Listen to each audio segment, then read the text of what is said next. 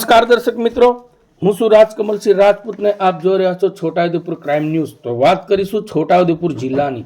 તો શ્રી સંદીપસિંહ મહાનિદેશક વડોદરા તથા આઈજી શેખ પોલીસ અધિક્ષક છોટાઉદેપુર તથા શ્રી હર્ષ શર્મા મદદનીશ પોલીસ અધિક્ષક બોડેલી ડિવિઝન નાઓની સૂચના અને માર્ગદર્શન હેઠળ કરાલી પોલીસ સ્ટેશનના પીએસઆઈ ડીકે પંડ્યા દ્વારા નવી પહેલ કરવામાં આવી છે।